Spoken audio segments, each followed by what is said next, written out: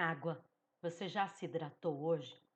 Dos compostos da matéria viva, a gente vai falar dos inorgânicos, aqueles compostos simples, pequenos, e dos compostos orgânicos, aqueles mais complexos, grandes, ricos em carbono. Dos inorgânicos, existe a água e os sais minerais, e os orgânicos, os glicídios, lipídios, proteínas, ácidos nucleicos, vitaminas. Esse vídeo aqui é específico da água.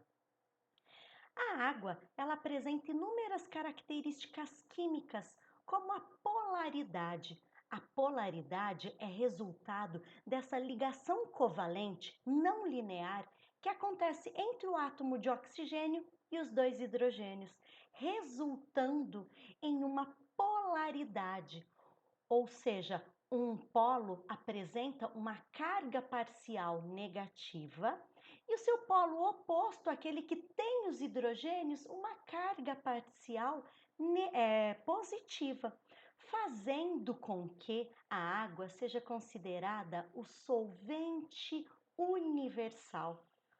Aquela história do semelhante dissolve semelhante. Então a água acaba dissolvendo, transportando todas as moléculas polares de um corpo. Além da polaridade, podemos falar da coesão. Coesão essa que acaba sendo uma característica resultante de duas interações entre as moléculas de água, as ligações de hidrogênio e a força de atração de polo. Essa coesão ou essas interações acabam fazendo com que aconteça a tensão superficial da água, quando o inseto até consegue caminhar em cima da água em uma piscina, em uma lagoa, ou então a formação das gotas. A gente também pode falar daquela corrente de água que fica dentro do xilema, para essa seiva inorgânica e do solo até, por exemplo, a copa das árvores. Além dessa característica, não devemos deixar de falar das reações químicas. Existe a síntese por desidratação.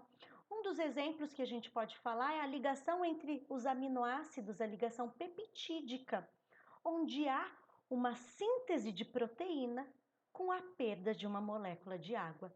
E também existem inúmeras hidrólises, quebras de molécula com a ação da água. Além dessas reações químicas, nós podemos falar também de todas as características físicas. Então, o alto calor específico que a molécula de água tem. O calor específico nada mais é do que aquela energia, quantidade de energia térmica em trânsito, capaz de alterar em 1 grau 1 grama de água. A gente também não pode deixar de falar do calor latente. Também aquela quantidade de energia térmica que faz com que aconteça as trocas de sólido para líquido ou de líquido para gasoso das moléculas de água, as trocas de estado físico. E para que aconteça essa troca de estado físico, é necessário ter a reorganização dessas ligações de hidrogênio que a gente está mostrando aí. Todas essas características físicas, tanto esse elevado calor específico como esse elevado calor latente, resulta em característica como a estabilidade térmica. Num dia muito quente, a gente fica transpirando, suando, a gente quer tomar um banho de chuveiro, de piscina, ou simplesmente jogar um copo de água na nossa cabeça. Por quê? Porque a água acaba absorvendo ou roubando calor do nosso corpo para evaporar. Então acaba sendo responsável ou um dos responsáveis pela estabilidade térmica, por manter a nossa temperatura constante. Além dessas características químicas e físicas, tem também as características biológicas.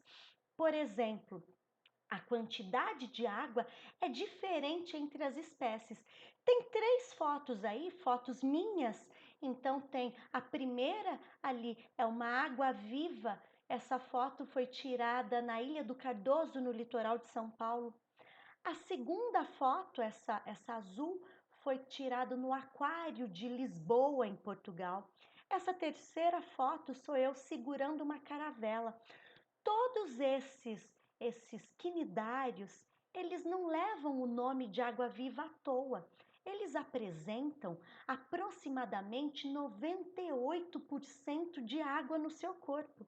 Quando a gente fala em outras espécies, como nós, por exemplo, a nossa quantidade de água fica entre 70% e 65%. Além dessa diferença entre a quantidade de água entre as espécies, a gente pode falar que há uma diferença em quantidade de água nos diferentes tecidos. E essa diferença de quantidade de água está associada ao metabolismo desses tecidos. Por exemplo, quanto maior é o metabolismo, maior são as reações químicas, maior a quantidade de água que essa célula tem. Esse neurônio aí, ele pode apresentar mais ou menos 90% de água. Já o tecido ósseo, que tem um metabolismo muito diminuído, tem apenas 40% de água. Não é só metabolismo que apresenta essa diferença de água. A gente acaba tendo uma diferença de quantidade de água na nossa idade. Então acaba acontecendo o quê? Um recém-nascido, ele tem uma quantidade muito grande de água, 90% do seu corpo é água. E à medida que a gente vai envelhecendo, a gente vai perdendo água, até ficar murchinho quando a gente fica mais velho. Olha só como é importante manter o corpo hidratado. Quantos copos de água você tomou hoje? Bora tomar mais um? A gente se vê numa próxima. Tchau, tchau!